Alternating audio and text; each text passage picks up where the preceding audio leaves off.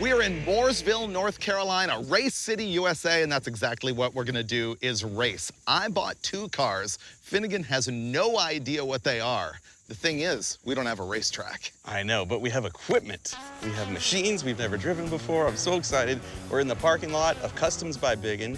Proprietor Eric Yost not only runs the shop, but 2 blocks away is Mooresville Dragway. Eric also runs that place, and he said, I don't care what you do. We have an asphalt 8th mile. I don't care what you do. We have a 300-foot dirt. They're next to each other, but more importantly, there's acres and acres of forest and land with elevation changes, and we can connect all of it because Eric is crazy. We're gonna bulldoze, and I've never driven heavy equipment ever, so this is gonna be funny. I'm so excited. I can't wait to see the cars. Ready? Me too. I love this part. Where are they? Let's Over go. here. Okay. Remember, I haven't seen these either. You haven't? Oh, dude.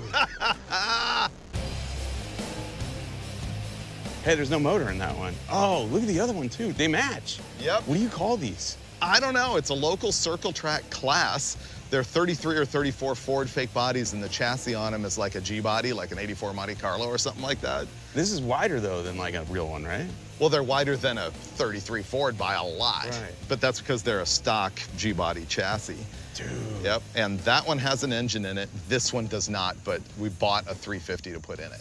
Dude, it has Nerf bars. Uh-huh. Like, I can run into you, and you'll probably be okay. I wouldn't go that far. Isn't it cool? This is amazing. We're gonna have so much fun with this. Ooh, that one's tight. Do you even fit in it? You gonna hop in? Oh, yeah. Yeah. Wait, is this one mine? Sure. Okay. Oh, I just failed. I gave him the white car. We bought a 350 for this. That one's got a 305 in it. So you just like fell upwards. It never matters. You always find a way to win. How's it fit? Oh, dude.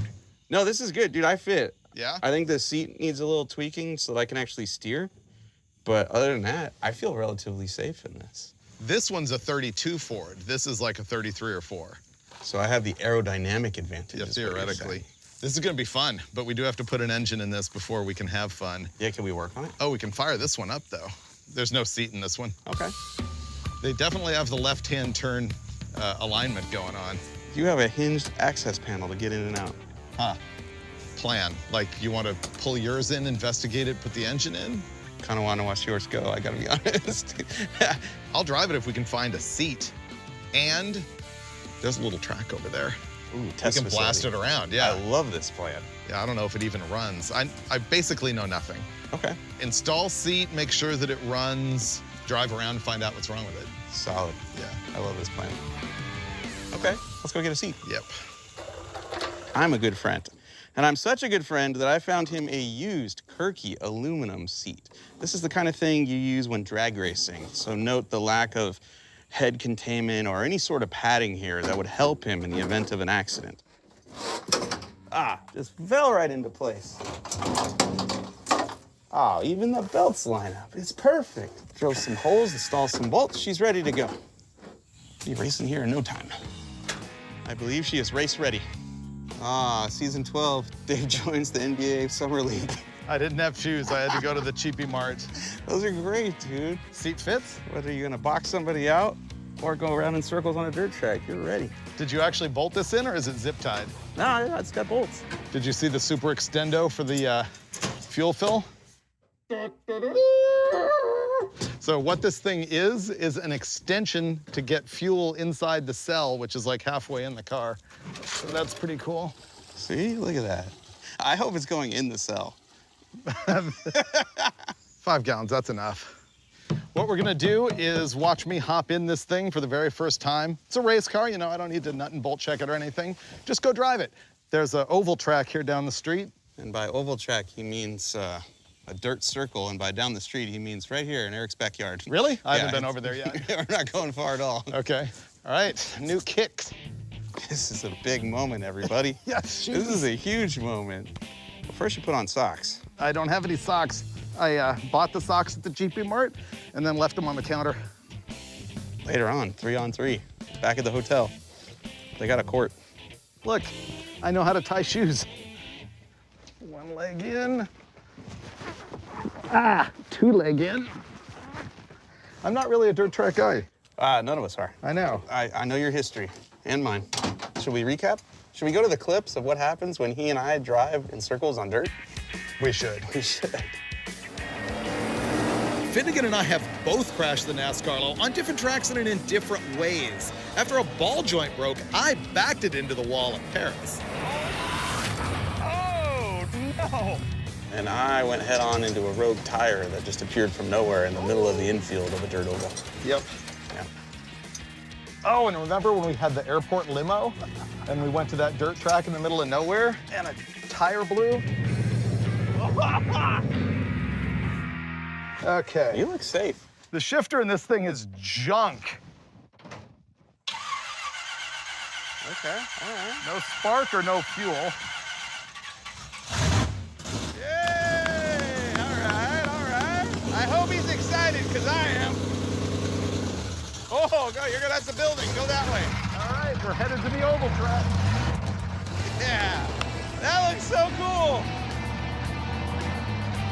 Sketch factor is high. I love it. Let's go. This is going to be my very first experience with an actual dirt track car. I'm ashamed to say I've never done this. I did go to sprint car school one time, like 25 years ago-ish. All right, where's Finnegan?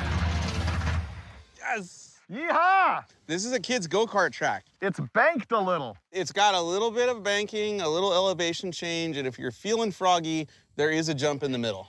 You realize I've never driven a real dirt track car. This could be embarrassing. Not for me. Yeah, You're gonna be it will fine. be later. You're gonna be fine. Let me first just sort of feel it out. Feel out the brakes and stuff. Let's see. Strap in a little tighter. Oh, wow, that's chunky right here. Oh, dude, this thing's going. Oh, Freiberger sloops it out. Oh my God, I thought he was going off. There was a cloud of dust, and it looked like he entered that corner backwards. Look at him drift that corner like a boss.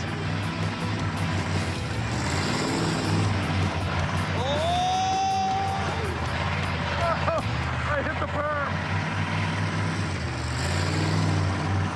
Yeah. Oh. Wow. He went off the side. Oh, geez. Microphone fell under my foot. Oh my They're gonna have to pull me out of this. Wow. If you had gone off over there, that'd have been really bad. This is not as bad. This went under my foot. Well, why'd you do that? I feel like we just drag you out and you can go have more fun. Oh, okay. Well, I guess I'm going again. They're gonna just pull me backwards, and I'm ready to go. A little more. We're good. Shifter is really terrible. Cannot tell what gear I'm in. Oh, there we go. Yeah, look at him drift. Yee-hoo-hoo. Yeah, Freiberger. Yee-hoo-hoo. I won't say this to his face, but the dude can drive.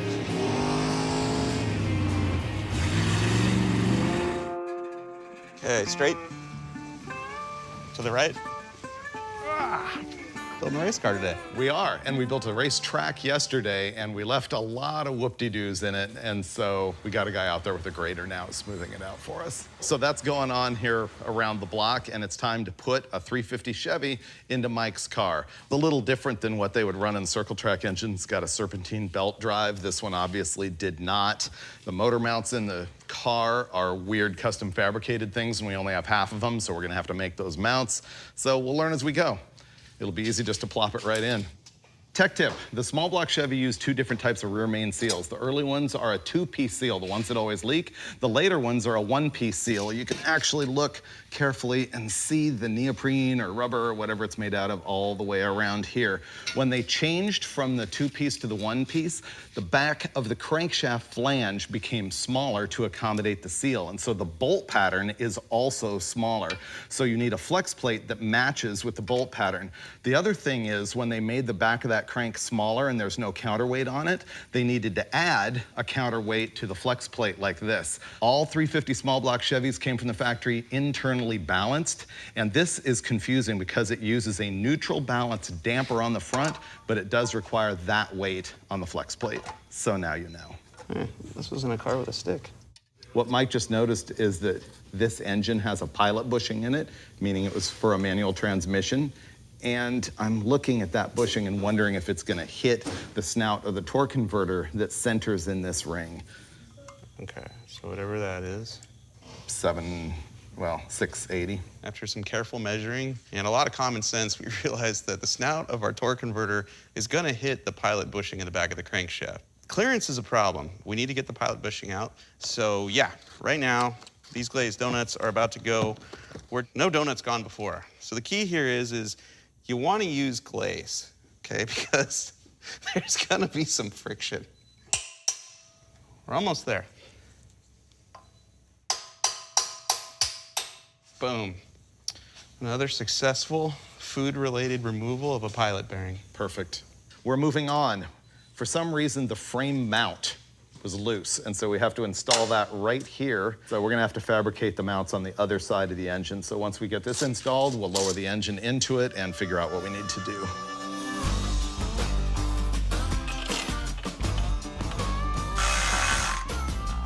We've got it bolted together, and I can reach under here and spin the torque converter freely, which is what you want. When you put an automatic transmission and engine together, you want that torque converter to turn, and when you bolt it onto the flex plate, you want it to just pull forward about a 1/16 of an inch, maybe an 1/8 of an inch forward to the plate. And these bolts are the perfect length now.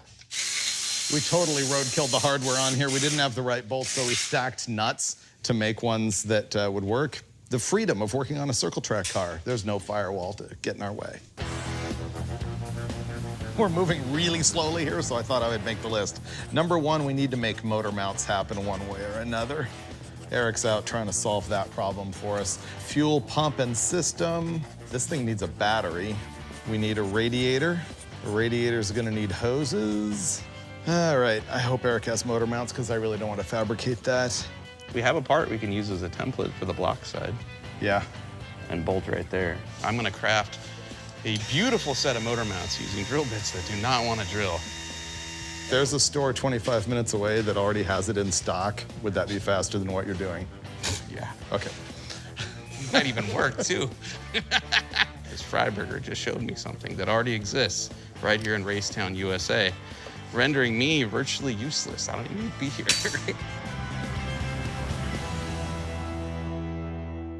So our car came with frame side mounts, but no motor mounts.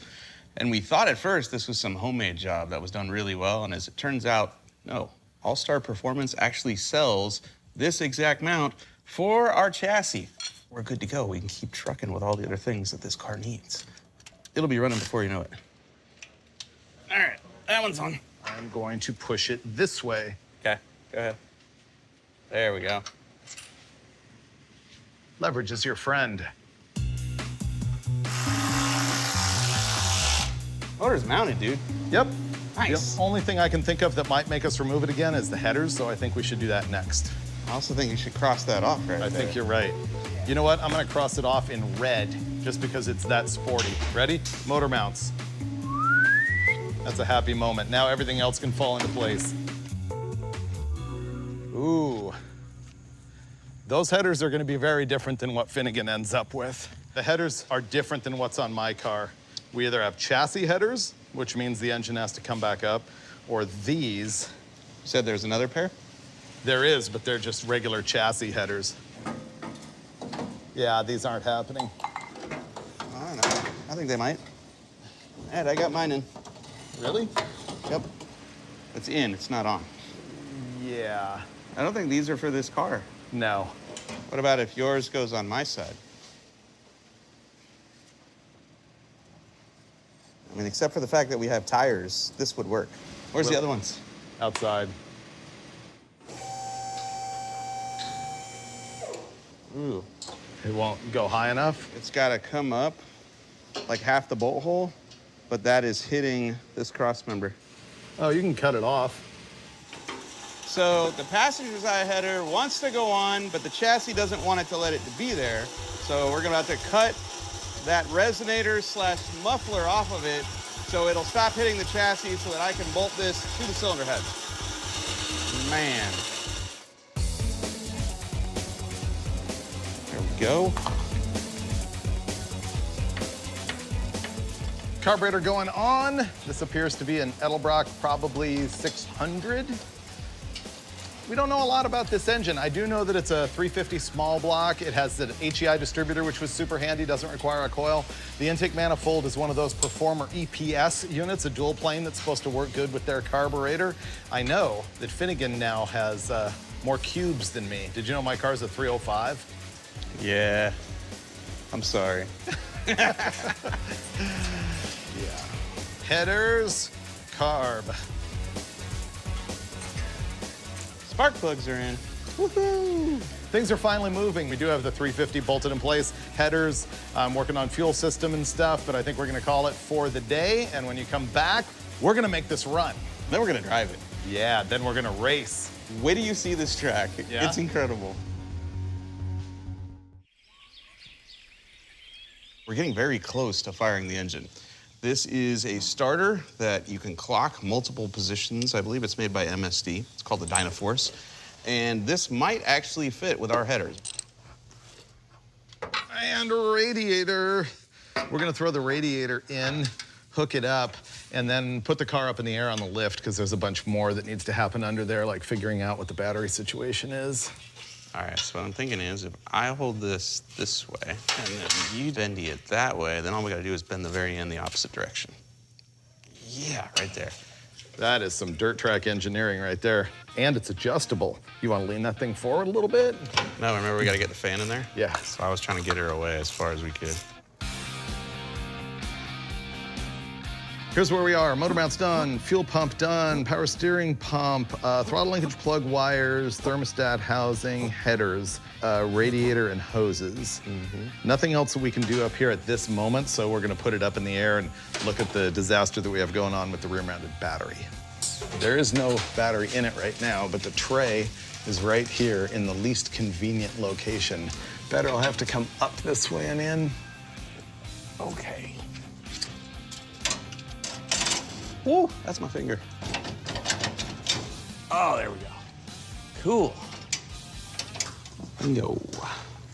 Black gold. Yeah, we didn't change the oil. We just changed the filter because it was mashed. This one, like, touches the header a little bit, but it'll be okay. Right now, one of the last pieces of the puzzle is the wiring of the car, and I'm installing a battery disconnect switch. It's gonna give us a point at which we can distribute power from the battery to the various things in the car, other circuits like the starter button, headlights, taillights, rocket launchers, anything we wanted to power. I am going to cross off fluid check. This can go back up in the air to do converter bolts. There's probably a 3/8 gap between the flex plate and the converter.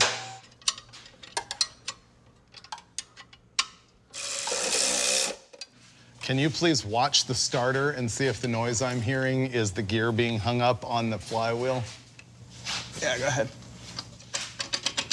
Yeah. Okay, so the starter's in permanent engagement with the flywheel. It's butted up against it. It's rolling it by touching the end of the gear. Okay. I'm taking this starter back out. We are gonna order another one from the parts store and see if that one works. See what we did wrong. Our next attempt is going to be with a starter that we ordered for an application of a 97 Camaro.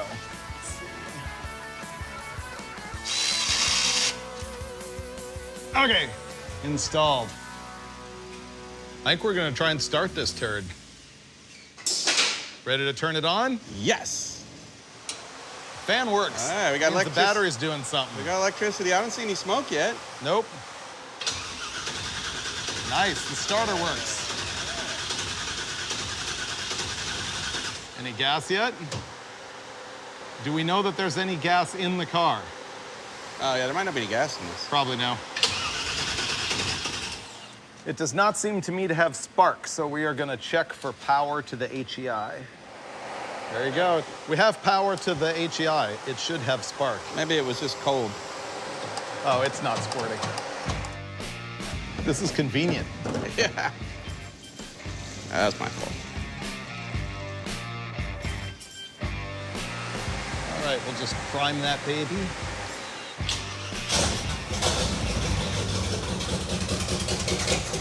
Runs pretty smooth. It sounds good. Still not picking up gasoline. What little bit it's running, it sounds great. Yeah, it really does.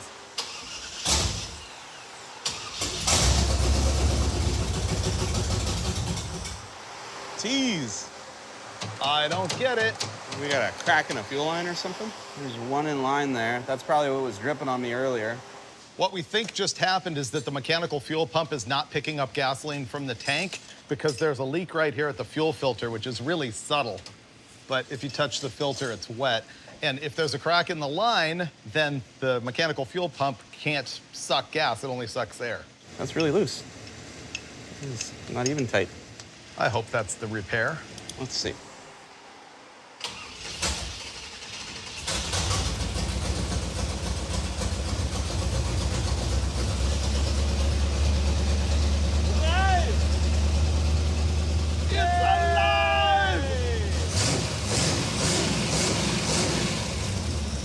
Victory! Solid. And it shuts off.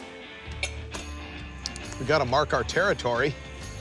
I remember sitting and designing this logo from scratch with a guy named Alan Alpanian, who was our corporate art director at the time. And we sat there and messed with it and messed with it, and I wanted the grime. And this was supposed to look sort of like an old road. And there we go, 12 years later, sticking it on our race car. Ready to race.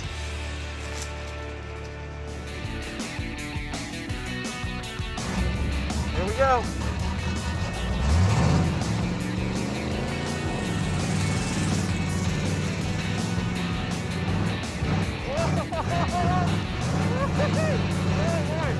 I will tell you that our crew tested this in a Jeep Wagoneer rental vehicle and ran 44 seconds. So can Finnegan beat the rental Wagoneer?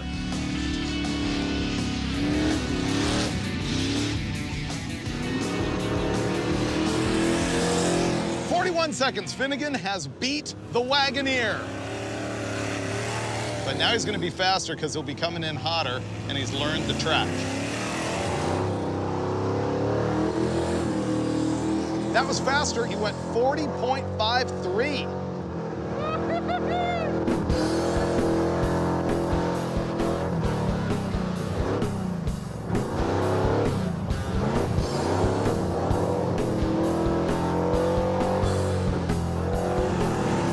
36.41. You just keep going faster and faster. Woo! I think my car is a little warm. That was amazing. You beat the rental Wagoneer. Nice. I'm smoking a little bit. Yeah, it's overheating. 36.41. What? Yeah. Dude, I'll say this though. First gear was easier to control than second gear. Second gear is gonna be way faster if you can make it work. My shifter basically doesn't work, so I get what I get. Okay. Yeah, that was cool though, it was fun to watch. I can't wait for you to experience this. This is so much fun, dude. There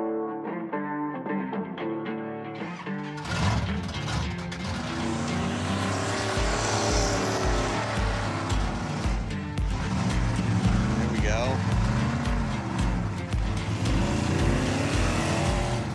That's the fast part of this track right here. You can get after it right there. All right, Dave, glaze the donut. Oh man, he is greasing this thing. Look at this. Such artistry. Woo, 37.56. He is within 1 second of my best time. Oh, he's carrying some speed now. You can tell he cares. He's definitely not hanging it out like I would expect him to during qualifying here. Boom. I think I was slower than Finn by a lot. Ah, whew. That had to be slower than you. You greased the donut, man. Yeah. Absolutely greased it. And you could tell you were trying because you were not hanging it out like I expected you to. Lap number 3, though, 38. Yeah, so you were quicker. Just a little bit, you know, like 1.5 seconds. Yeah. Okay, so given the standings here, this means that I have the option of picking inside or outside for turn number 1, which probably doesn't matter much. But I'm gonna go inside anyway. You're gonna go inside, okay. Yeah. All right. I see the fuse lighting.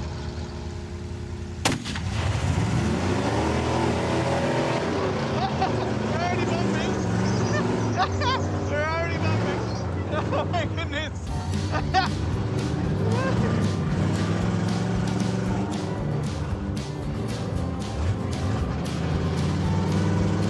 It's hard to see.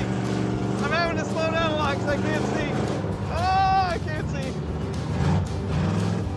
I'm gonna follow him, why not? I know I have the option, but I'm just gonna follow him.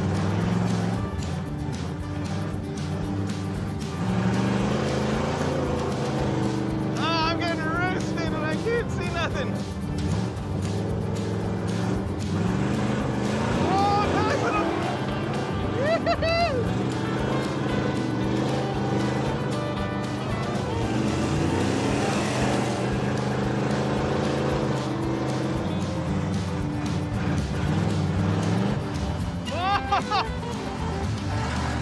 And now I'm ahead of him because of the donut hole.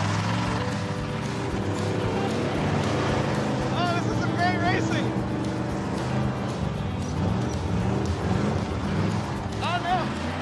Oh no, my motor shut off. I stalled it. Come on, baby.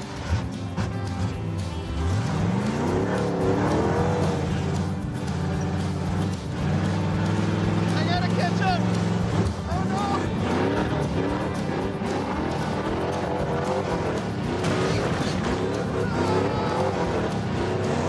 I had it! He spun right there, I can tell. Oh my God. I can't see. Oh, I had him and I spun it out.